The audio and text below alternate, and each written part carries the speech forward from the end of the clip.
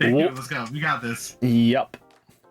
5, 4, 3, 2, 1. What's up, Union Arena players? This is Kyle D, better known as Unionversity.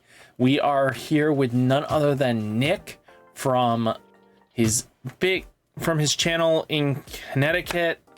He can tell you the channel because I'm screwing up already. It's Large and Portly. It's a podcast. We do some anime stuff. We cover various TCGs, meta-analysis. And this week we're actually going to be doing a similar episode to what we're doing right now.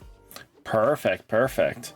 So we are going to be talking about his deck choices, why he brought the deck, and all the goodies to see forwards. So he'll go by card, explaining check choices, and we'll bounce around. So go ahead and start us off. What do we got here for you?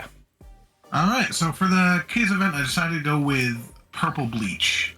Just because I think it is the most... I think Green Bleach is more consistent, but I think in terms of raw power with what the deck can do, I think Purple Bleach is a little bit more explosive, while being slightly more consistent than Kurapika. Okay. But that's my hot take. I just think, there are too many times I played against Kurapika and they're just sitting there with, dead cards that don't do anything. 3 neons in hand, and they play them and see nothing. Oof. But to start off with the list, the all-star of the deck, let me put him where he's actually visible, Uryu. That's my ideal turn 1, whether I'm going first or second. Play him, draw a card, drop a card, start filling the trash on turn 1. He's just a staple. I think every Purple Bleach deck should be playing 4 just because of the consistency that it gives you to be able to filter. And then to go with Uryu is my ideal second card to play on turn 1, which is Orihime. Okay. Can't really see her too well, so we'll move her up before we move her back down. It's your standard 1 energy, makes 2 energy, bounce a 1 or less, and just like turn 1 Uryu Orihime going second. I feel like I'm in an amazing spot, regardless of what I see off the draw discard, just because I'm already at 2. I already know I can filter again, and we just go from there. My next tech choice, this is for the going first hand. I really like this card. It is the 2 energy Kisuke. Because if I'm going first and I have these 3 cards, I will go Uryu turn 1, then Orihime, bounce Uryu, and then Kisuke on my next turn. So that when I unrest on my turn, I'm at 4 energy already.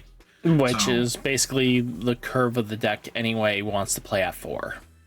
Exactly. So if I can be at 4 on my going into my 3 action point turn, if I don't have anything to raid on, I can just play my guys to the front line, and it's just all right, well, it's turn 3 and I have 3 4K bodies.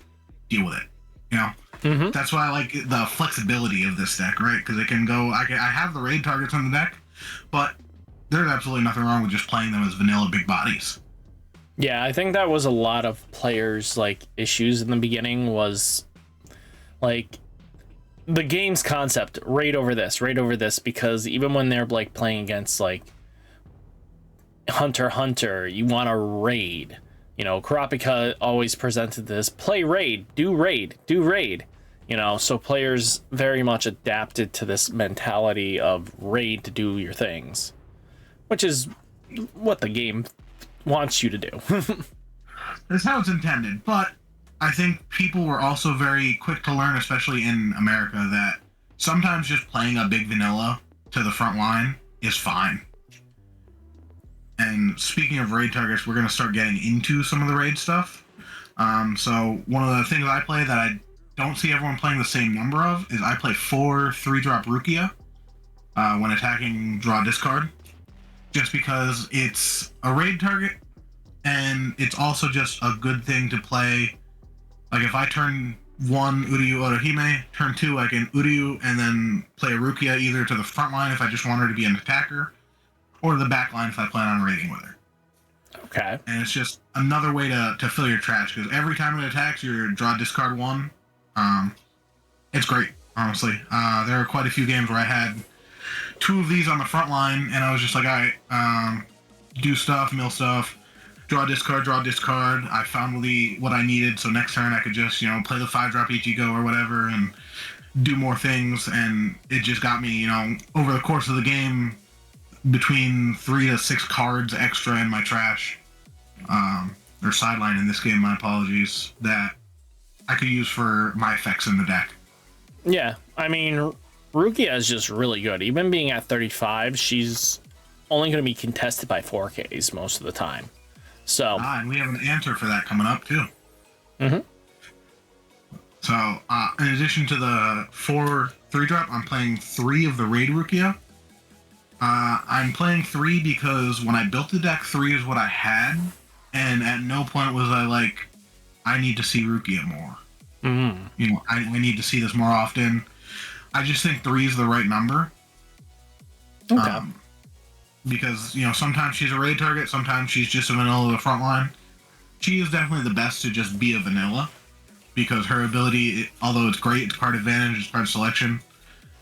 At the same time, like, after that first turn, she doesn't really do anything. Like, I've made use of her ability, which can pump this Rukia to make them both 4Ks. Okay. But for the most part, she's just fine as vanilla. She's the one I would play as a vanilla before anything else. Okay.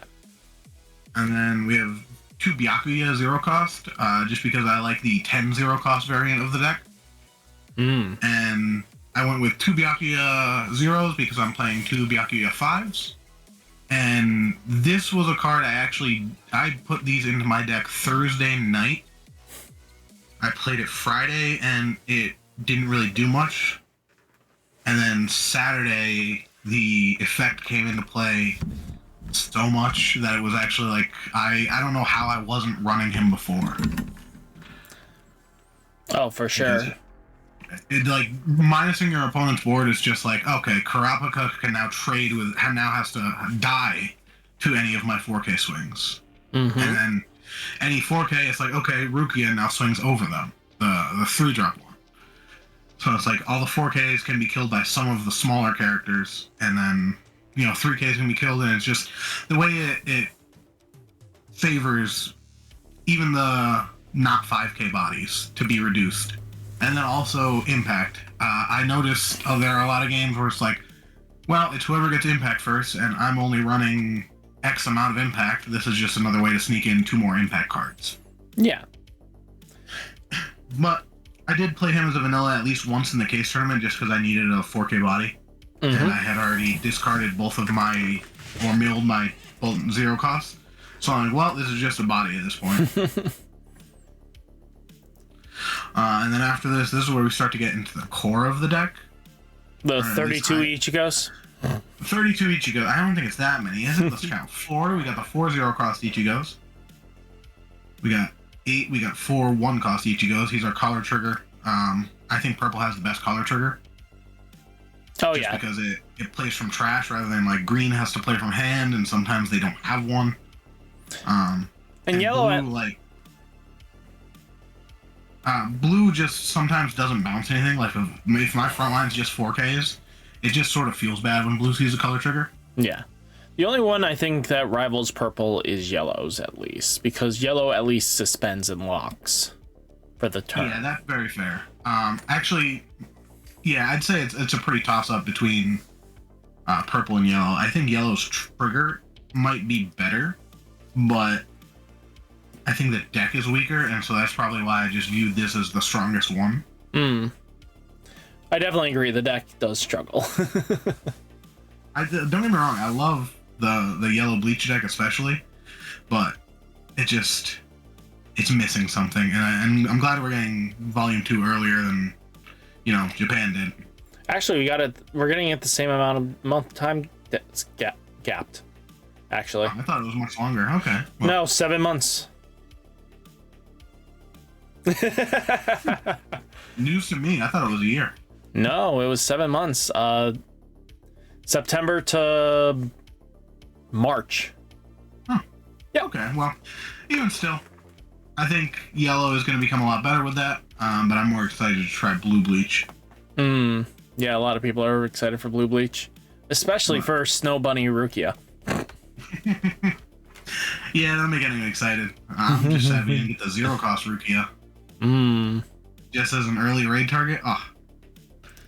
But at least we've still got this Ichigo. It's the when attacking, it's a 4K.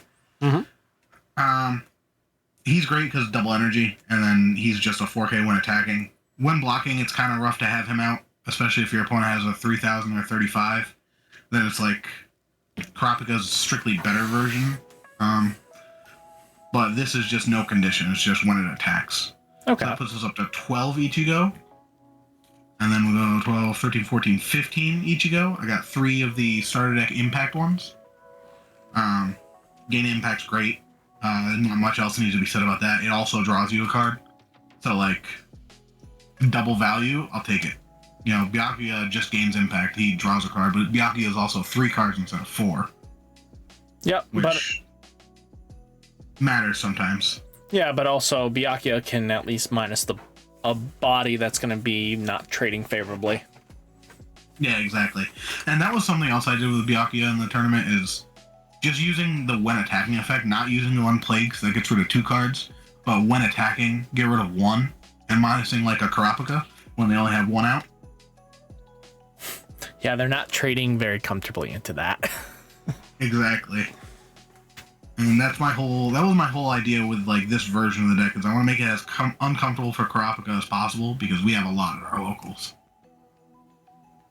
And the card that also does that pretty well is I did play 5-cost Ichigo a couple of times just to give minus 1000 to Kurapika because he was my 4th 4K swing. So I'm like, all right, well if Kurapika's a 4K, sure you can have it. It's just you can't get a free block now.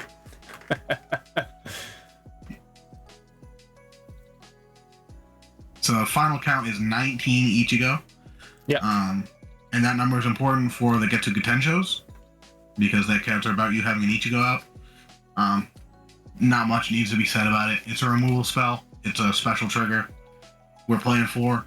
And then the same thing can be said about Bankai. It's a final trigger, which did win me the 4th round to keep me undefeated.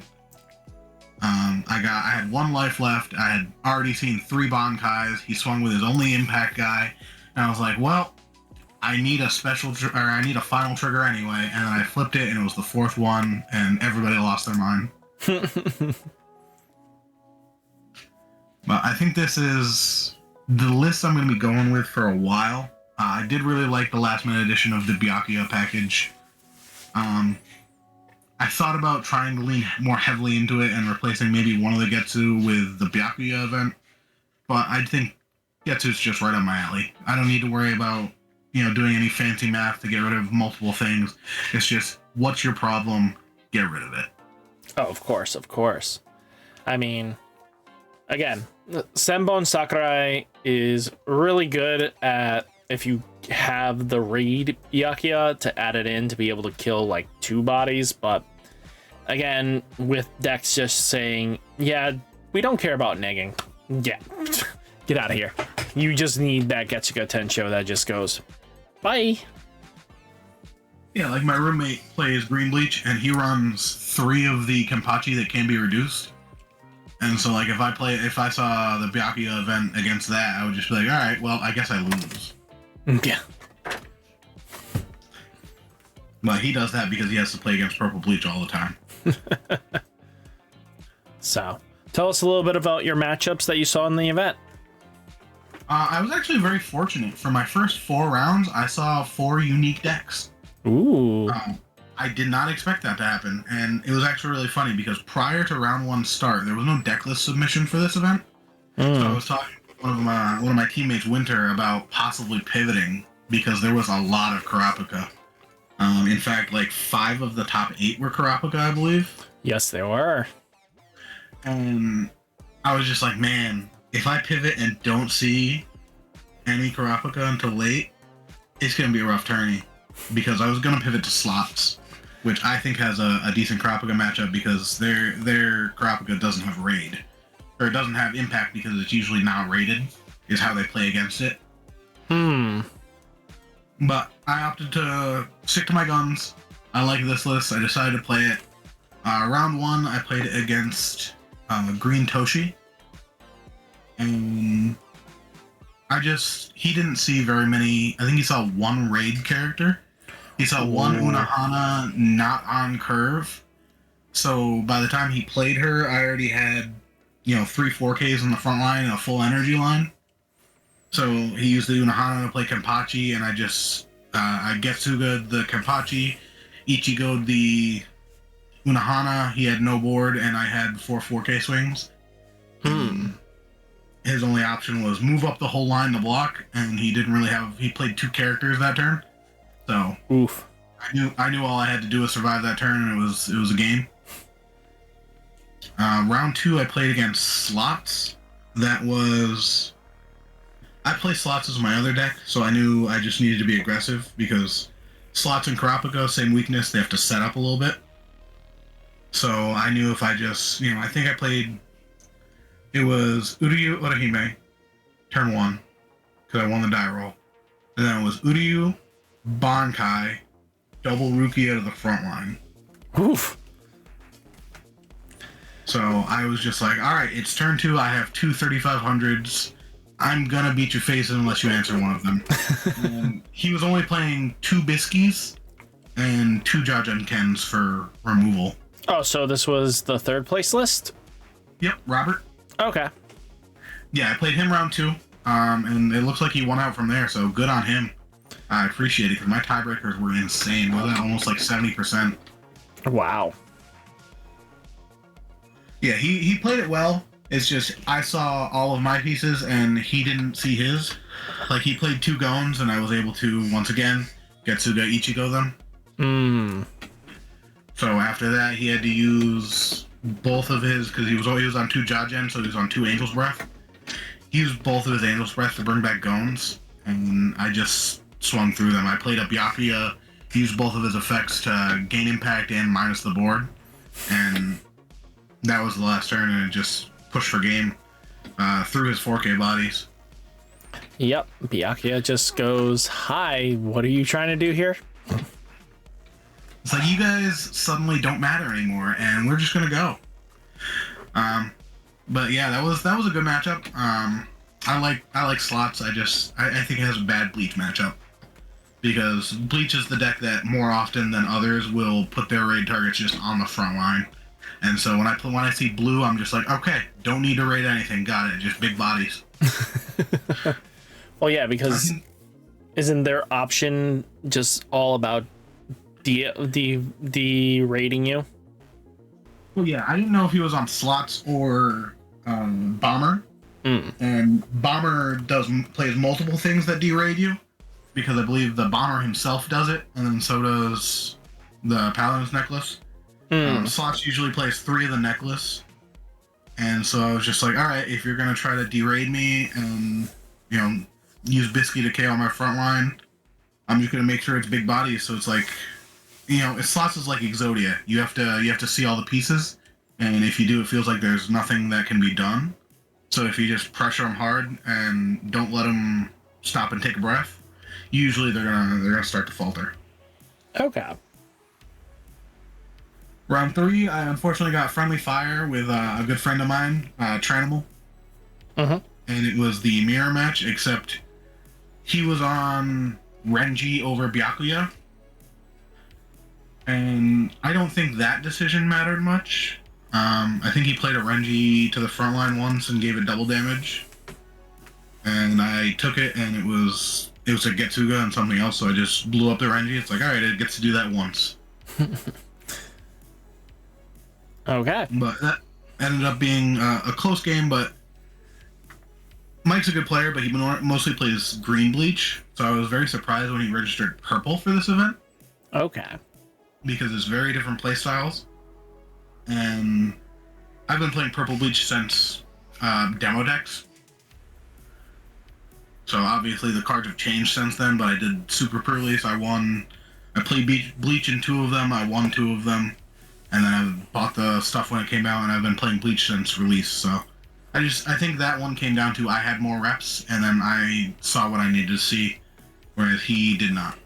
Okay. Round 4 was Kurapika, which is probably Bleach's toughest matchup. Just because, kind of like Slots Crop is one of those decks where they will just see certain hands and it feels like you can't do anything. I lucked out and my opponent didn't have one of those.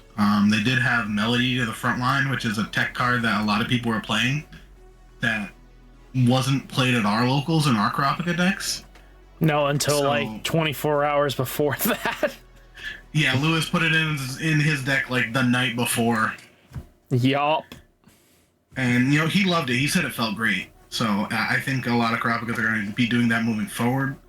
But, that was an easy solution. It's like, oh, okay, I will move my Uryu up on turn 2.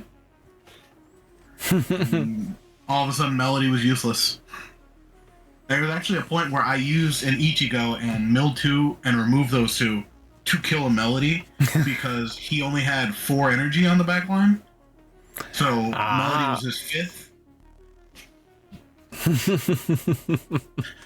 So that was just a little bit of math on my part, and that was the game where obviously I got the very lucky Bankai trigger at the end.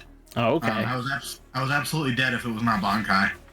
And I somehow the 4th one was there. I was through like maybe the top third of my deck, and I had already seen 3, and just so happened to be the 4th one in life. So that one I got a little bit lucky. It was a very close game. We were both at 1 when he swung for that 1 impact, and then I had both Byakuya and Ichigo in my hand with impact. So obviously I played the Byakuya so that his Kurapika couldn't block. Yeah. And he did not have the same luck with the last Hunter license in life. So that was round 4. Round 5, I got matched up against another teammate. It was Winter on Green Kurapika as well. And I actually conceded to him because I was undefeated where he was X1. Okay. And we did the math and every X1 made top 8. Okay. So I was just like, all right, Winter, you're in top 8. And then there ended up not being a top 8. They just paid out on Swiss standings. And luckily my breakers were insane, so I still got 2nd. Nice. Yeah, those breakers, like I played against a lot of good players, and they continued to win after they played me, which doesn't often happen to me. Usually if I beat someone, they're like, oh, O2 drop. Yeah, that happens way too often, boys and girls. But overall, I think the list felt good. Do I want to make some tweaks? Yes. I don't know exactly where yet. I think the only thing I was thinking about tweaking was going from 4 Ichigo to 3 of the 0 cost and going up to a 3rd Byakuya. Okay. Just because I still have 8 other Ichigos. Well, 8, 9, 10, 11. I have 11 other Ichigos I can still raid on top of. Okay. But someone was telling me to cut the 4th Rukia. I think this Rukia is insane with the value you get over the course of a game. And then also being able to raid this Rukia and get even more value early on. Because this is your best way to fill your trash early, is with that Rukia. Oh, yeah. And I think a lot of players misunderstand. Like, they're like, oh, play the 2 AP Rukia. No. Why would I play an objective... -3 resource, pay 2 to play it, and then what? You just wasted your complete turn? And it feels even worse because if you play that Rukia, you don't want to raid on top of her because she's another 4K body. Mm-hmm. And I tried that Rukia, and I really wanted it to be good, and I really wanted it to work, but I came to the conclusion that in the way the meta is right now, you cannot afford to play a 2 action point character in Bleach. Yeah. Because I was also trying the big Kisuke that milled 3 and let me grab a character back. And though that did win me a game once or twice, most of the time he was just discarded to Uryu or discarded off the top of my deck from Ichigo. Like 9 out of 10 times it was useless, whereas that one time it wins me a game. It's the give and takes you gotta do, and I decided it wasn't consistent enough, and I really do like the Byakuya. I think he's staying in there. He's found his permanent home. Oh yeah, it definitely revitalized me to reconsider putting Byakuya back in because I miss Byakuya. I love Byakuya. He's a good card. I think the problem is people were trying to play 4 of him and 4 of the 5 cost Ichigo, and Bleach is not Kurapika. It's not. It doesn't have double energy producers like that. Like, this is a double energy producer that you want to move up because he swings for 4. The only real double energies you have are these guys. So you need to see 2 of these, and then also have 2 other 1 energy things to have a full back line before you can even play one of these. Yeah. So I don't think 4 and 4. I think the ratio's got to be 2 and 4, and I think this Ichigo is too good to not play 4 of. Oh, I definitely agree. Because he's what lets the deck have 8 removal spells over 4. Mm-hmm. I was playing it at 7. But I also was like 4 byakuya, 3 of that Ichigo, 2 of the Raider boys. So 3 of that, 2 of the 4 cost Ichigos, and then 4 straight up byakuya Kuchiki, because minusing board is always funny. And 1 Senbon Sakurai. I want to try a version that plays a little bit more byakuya, but right now, I just think this version's better, so it's probably what I'm going to stick with for a little bit. Yeah. But I do want to test out, like, I've never played Renji in the deck, so I do want to test out, like, I don't like the raidless idea. I think that the value you get from raiding your cards most of the time is insane, so I like to be able to have that option in my deck. Mm-hmm.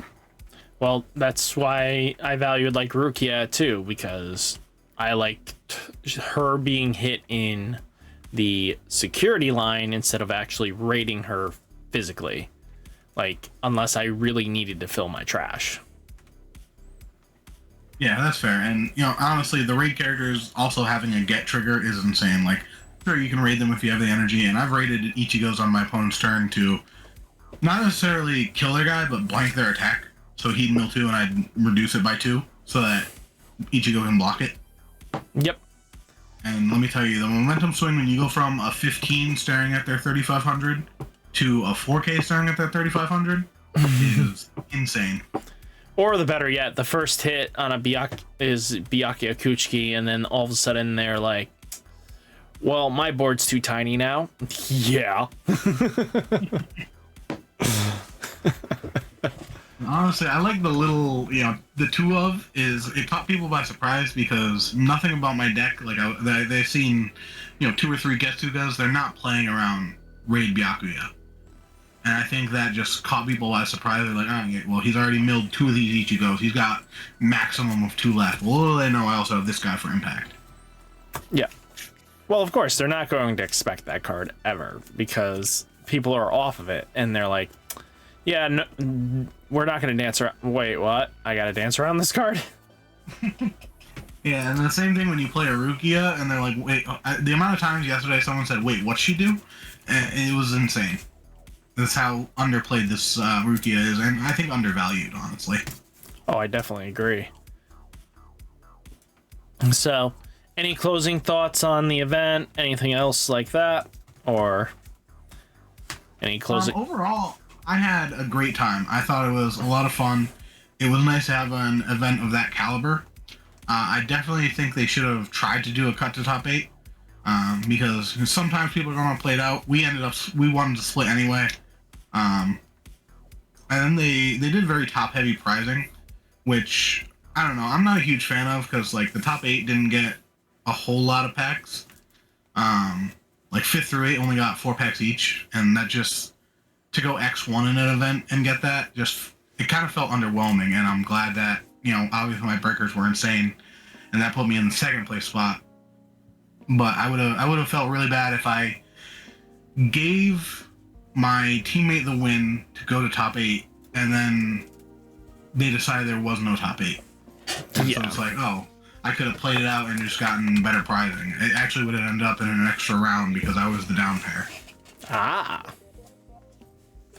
But that's why I gave my, you know, it was my teammate anyway. I gave him the win to guarantee him top 8. I was in top 8 guaranteed because there was going to be every X1 and then one X2. Okay. So that's good to know. And again, that was awesome. And then, you know, luckily people gave away prizing to kind of just filter in to make up for it because it made a lot more sense to break out a little bit, but you know. Yeah, huge shout out to Luis for that. He's the true king of that tournament. Not only did he win, but he ended up giving away half of his prizing, just to balance it out and help, top 8 feel better about going X1 on the day.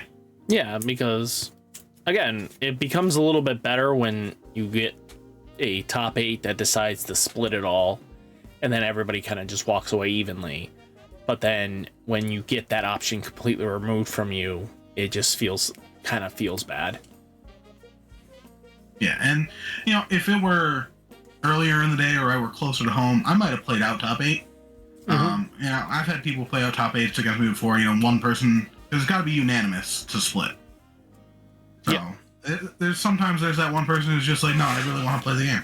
And sometimes you play it out and it can be fun, because top 8, I didn't know how they were going to do it, if they were going to do best of 1, best of 3. They never really gave any inclination either way. Mm. But overall, I did have a good time at the event. My team did exceptionally well, so I'm very happy about that. 3 of us were in the top 8. Nice. And 2 of us were 1 and 2. Okay, cool. That's vitally important to take away, too. Is that your team did that well. Yeah, one of us even bubbled out, too. Tranimal, the guy I played around 3, he was 9th. Oh, that sucks. Yeah. But hey, out of 33 players, being 9th is not a bad thing. Exactly. And it's just like, I always aim to be at least, halfway through. If I can be in the top 50% of any event, I'm happy. Now, with this being said, I did end up going to locals the next day, and I went 0-2 drop with this exact list. So there is a little bit of variance in the game overall. Well, there always is. Yeah, but that's something for people to keep in mind, right? If you try this list and it doesn't work for you one day, try it again, because it might work the next day. Like I was undefeated, and then the next day I couldn't win a game, and that's TCGs. It's how it is. You used up all your luck that day. That's what it came down to. And I'd rather be lucky at a case event than at a locals. Oh yeah, unless the locals was like $100 store credit, then you're like, yeah, I got a little bit of luck now. But hey, thank you for coming on the channel. I know this was a little bit longer video, but I really do appreciate it, and hopefully you do more fantastic things. Are you actually planning on heading down to the regional for the Union Arena in January, or are you planning on playing like another card game that you've already signed up and got your invite for? So unfortunately, I can't go to that one most likely, because I don't think I can swing going to Florida that week, and then also the next week I am in My Hero Nationals for Universes. Ah, okay. So I don't think I'm going to be able to go to a regional in Florida the week before, and then also go to the trip that we already have all of our reservations and everything, and it's the last nationals. They said they're doing away with it, so I think my time is booked up for that. But I'm gonna see if I can get in, and maybe what I said changes and I can swing both. Oh wow. Last one? What do they mean by last, if you don't mind me asking? It means next year for 2025. They are not doing a nationals event for Universes. Okay, so is that just means the game's slowly petering off or something? No, they're switching to more of a more consistent regionals and other large-scale events. Okay. Right now they're getting like decent showings at regionals, but they want to do more in more locations, right? Because right now most of them are like in the west coast or middle of the, the Tornado Alley area, like Vegas, Texas, stuff like that. Okay. So they're just trying to do more medium scale events rather than have this one big large scale event. Okay, makes a lot of sense. But yeah, they want to grow the game that way rather than just having people play all year to go to this one event. They want to be like, all right, you can now go to 2 or 3 regionals throughout the year because they're closer to you. Okay, makes a lot of sense then. So, thank you for coming on the channel. Really do appreciate it. And we'll appreciate you having me. Yeah. And then we're going to have to see how you do going in the future. Especially, hopefully, Connecticut gets more and more case events and heading into like Jujutsu Kaisen and Code Geass format. We're going to see a lot of change-ups, right? Yep, and a lot more diversity. Because right now it feels like there are, for the most part, 2 decks, and then a sprinkle of the others. Yep. But right now it feels like the meta currently is just like you're either playing Purple Bleach or Kurapika. Yep. And if you're not playing Kurapika, you're kind of feeling like you're playing on the back foot almost sometimes. Yeah, I can definitely relate to that. It's like I said earlier, sometimes they just get hands and it just feels like you can't win. Yep. And then there's times that you can answer those things, but then they just keep snowballing, and it's like, stop snowballing as we answer. Yep. But yeah, hopefully you guys enjoyed the video. Hit that like button, hit that subscribe button, stay safe, stay healthy, and I'll catch you next one. Peace.